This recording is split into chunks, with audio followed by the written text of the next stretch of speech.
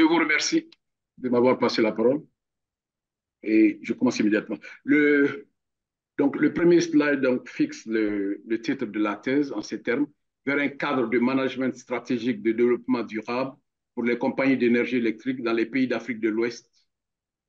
Et ce, la thèse sera exposée autour des points suivants: l'introduction générale, la revue de littérature, méthodologie de recherche, modèle cadre, résultats structurés et la conclusion générale. Donc, euh, au niveau de l'introduction générale, nous avons mis en place une table d'orientation autour d'un triangle qui présente les points suivants. L'objectif donc sera de proposer aux compagnies d'énergie électrique en Afrique de l'Ouest un modèle cadre permettant de favoriser la valorisation des ressources, réduire les risques et les défaillances en vue de trouver les meilleures voies nécessaires pour des performances supérieures et viables en longue période.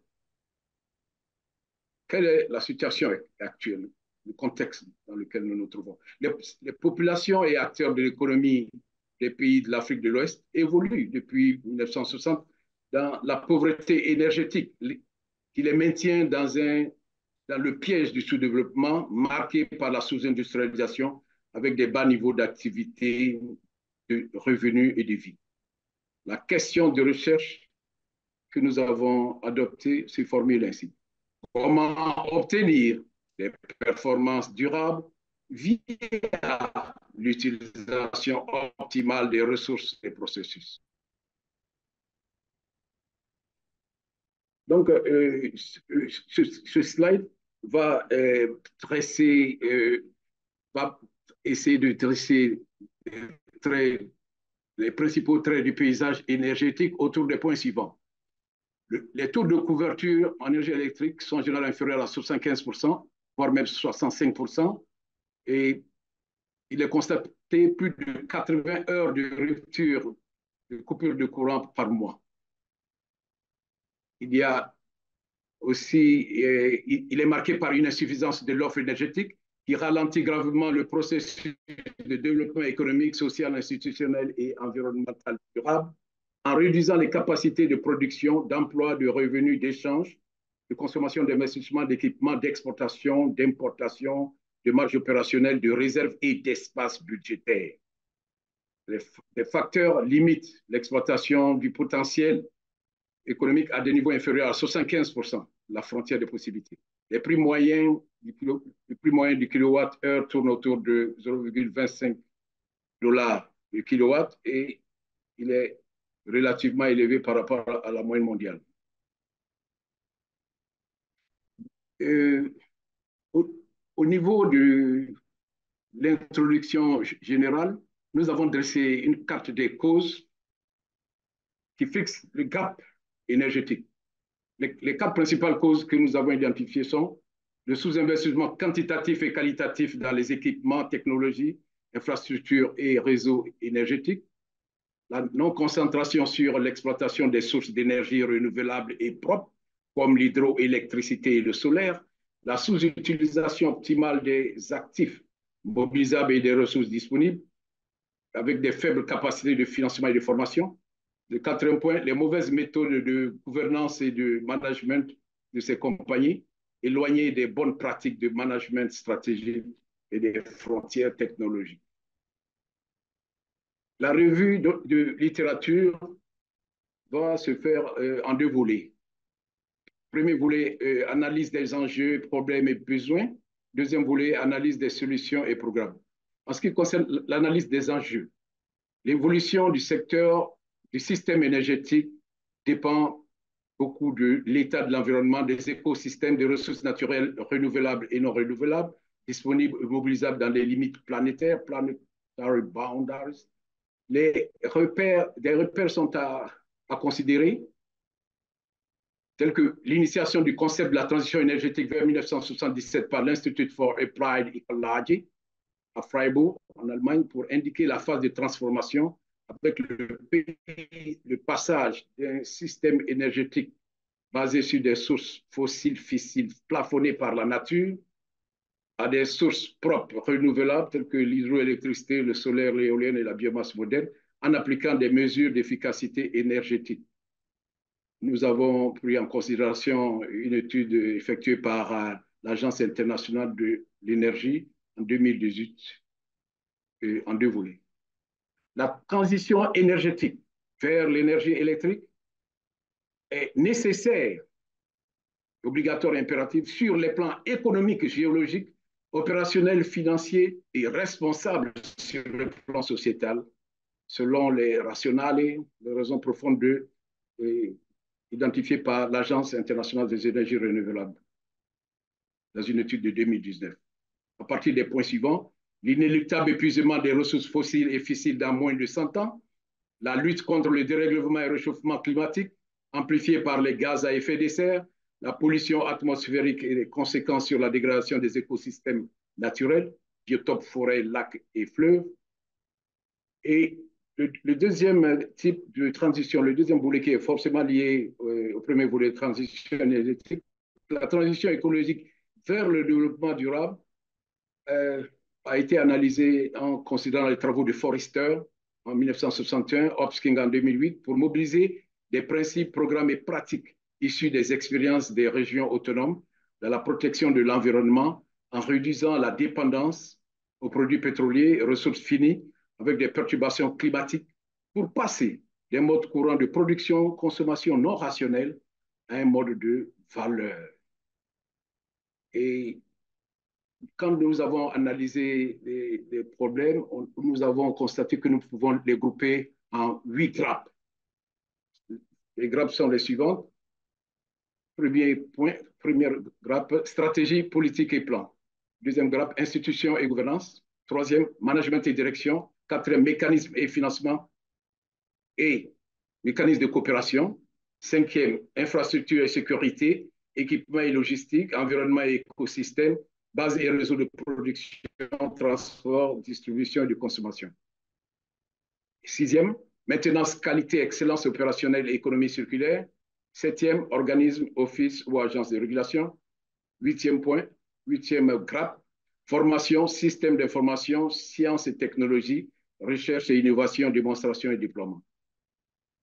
Nous avons remarqué aussi que les solutions peuvent se regrouper en 4 grandes classes. Donc, première classe, formation, système d'information, sciences et technologies, recherche et innovation, institutions, stratégie, gouvernance et management, contrôle, monitoring, suivi et évaluation. Deuxième classe, solutions, mécanismes et dispositifs, instruments de financement et de coopération fiables. Troisième classe, infrastructure et équipement, logistique, sécurité, maintenance, qualité, excellence opérationnelle, environnement et écosystème. Quatrième classe, cycle continu et résilient des opérations de production, transport, distribution et de consommation.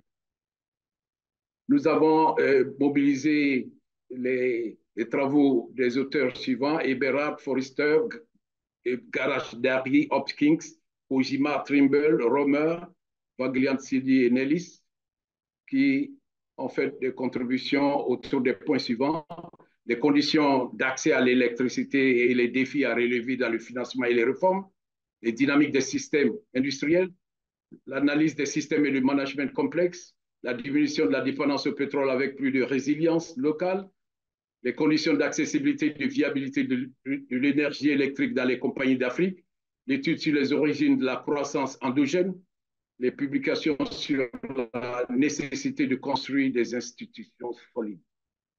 Quant à la méthodologie de recherche, la méthodologie de recherche que nous avons adoptée tourne autour des points suivants. En ce qui concerne les méthodes de collecte et d'analyse des données. Pour la collecte des données, nous avons utilisé les entretiens individuels et en groupe par la technique Delphi, le Focus Group Discussion, observation participante in situ, revue de documents et de recherche, documents de séminaires et conférences, analyse des documents institutionnels, participation aux missions expertise et recherche. En ce qui concerne l'analyse des données, nous avons utilisé l'analyse des systèmes, l'analyse des processus et décisions dans les organisations complexes, la méthode du backcasting et du road mapping, l'analyse critique, à travers l'analyse critique des scénarios. Quant à la position paradigmatique et aux postures épistémologiques, nous avons eu recours à la recherche-action participative dans une approche pragmatiste, taxinomiste, constructiviste et intégrée, où la recherche débouche sur des actions de développement. Nous avons complété cette méthodologie de recherche par, en rappelant les fondements de l'analyse des systèmes complexes. Nous avons remarqué que c'est-à-dire si on se base sur ce plan, il faut considérer tout le système. Donc, dans le système, et il faut que plusieurs parties prenantes soient en interaction dynamique, soutenue et des ressources variées, intrants et produits multiples. Et, et il faut évoluer dans des écosystèmes turbulents, des situations volatiles. Et il faut veiller à la gestion totale du système qui doit être synchronisé. En ce qui concerne le pilotage stratégique des interventions, il faut articuler ce pilotage sans rupture autour des 4 blocs. Parties prenantes, gouvernance, management, contrôle, ressources et management.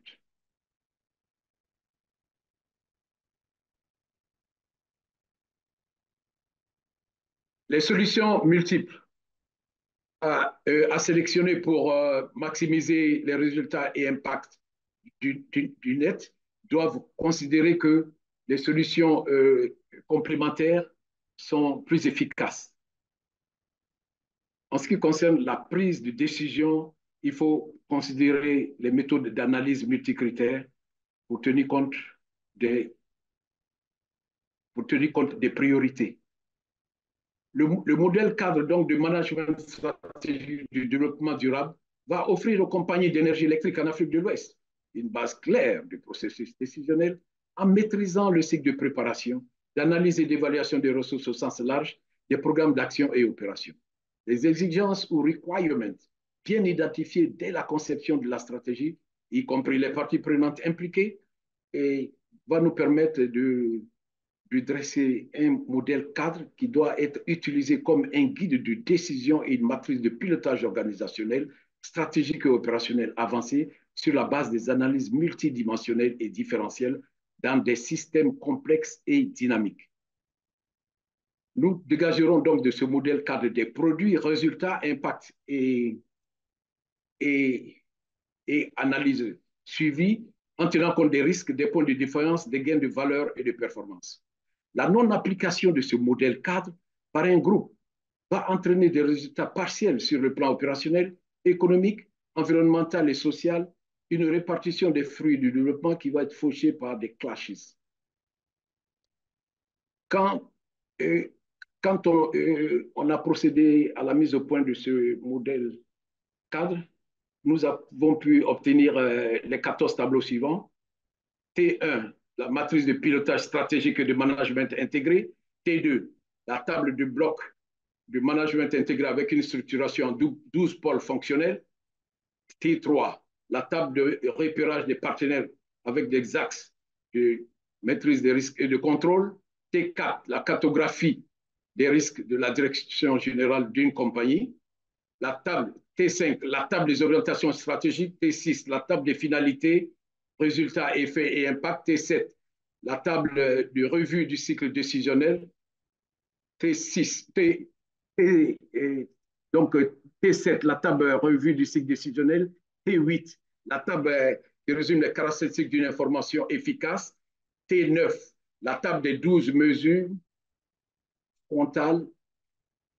Et T10, la table de surveillance des risques et défaillances. T11, la table qui dresse la typologie de structuration des biens publics. T12, la table qui présente la structuration gouvernementale, une structuration gouvernementale logique.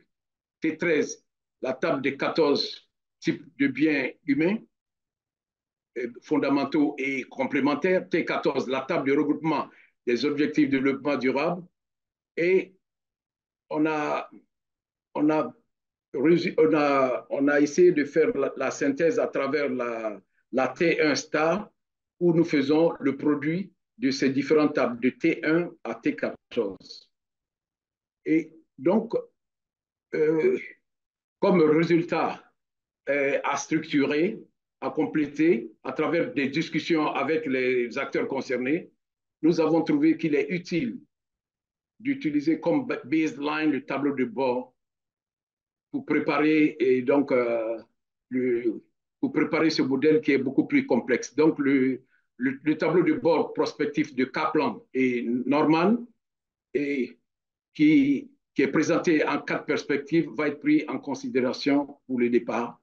Finance, le premier volet, finance, profit et marge, retour sur capitaux, flux monétaire et financier. Deuxième volet, client, attente et taux de satisfaction. Troisième volet, processus opérationnel interne. Quatrième volet, apprentissage organisationnel et développement des capacités, acquisition de connaissances.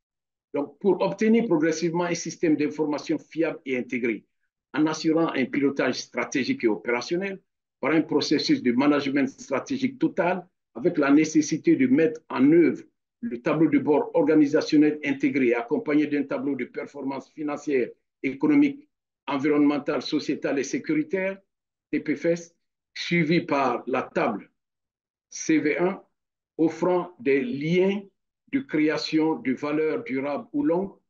Nous avons considéré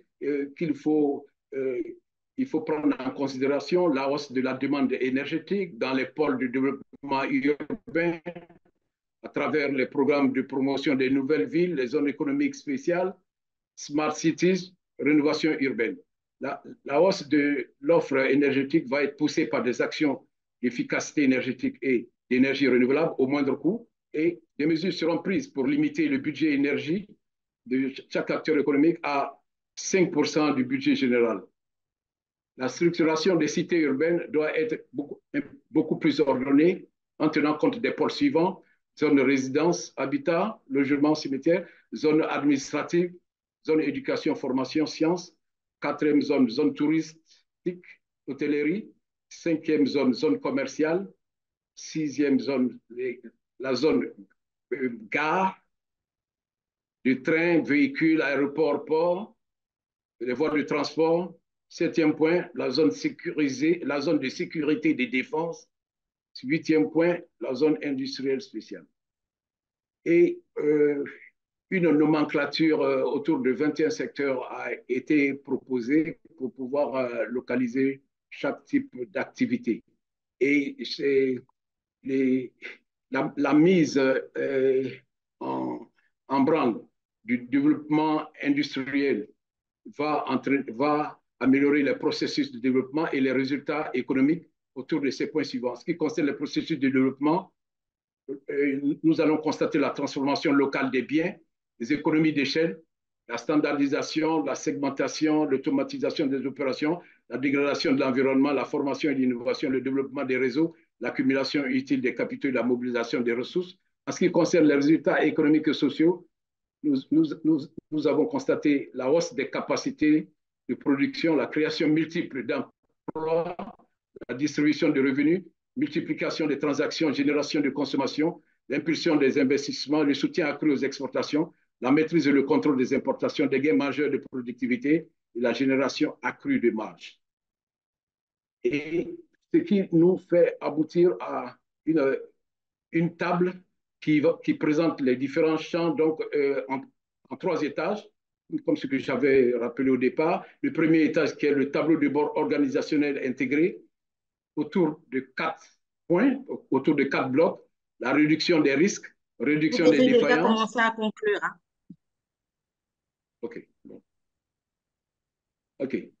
En conclusion, les pays de la CEDEAO sont marqués par des basses performances, des déficits financiers, des défaillances opérationnelles, exposés à des ruptures d'eau et de carburant, des niveaux de productivité faibles, des taux de croissance qui engendrent donc des taux de croissance inférieurs à 7% depuis 60 ans.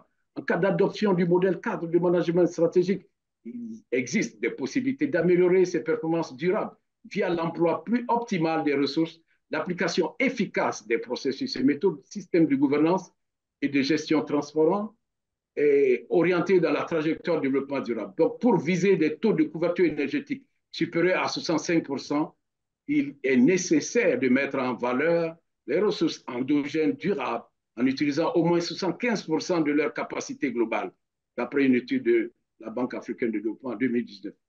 Pour continuer dans la conclusion, les groupes engagés dans cette voie doivent poursuivre sans rupture sur une longue période des résultats positifs croissants dans des objectifs de performance soutenus par des gains de productivité et de rentabilité, de création de valeur, fixés au moins à 75% de leurs frontières des possibilités opérationnelles via la réduction des risques et défaillances à moins de 25% de leurs limites possibles.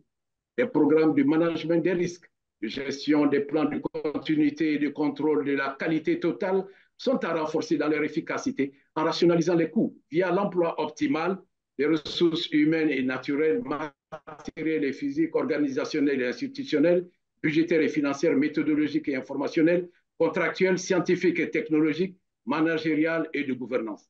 Par finir, nous allons signaler quelles sont les implications et impacts sur le management, sur le plan management et gouvernance. Ce modèle cadre et les tableaux de résultats, en plus des apports de la revue de littérature et de la méthodologie de recherche, vont permettre d'améliorer les capacités stratégiques de pilotage systémique du management dans un processus de bonne gouvernance en stimulant des hausses de revenus et réserves, performances et valeurs via la réduction des risques et défaillances avec des acteurs préparés et engagés par un plan de déploiement. En ce qui concerne les implications et impacts académiques et scientifiques, nous pouvons dire que désormais, les sciences économiques et de management vont disposer d'une base clarifiée d'analyse et d'évaluation du cycle décisionnel en tenant compte des intérêts des parties prenantes par une série de critères objectifs et robustes, et les modèles et cadres méthodologiques élaborés pourront faire l'objet de plusieurs séminaires de formation et de conférences internationales. Merci à vous.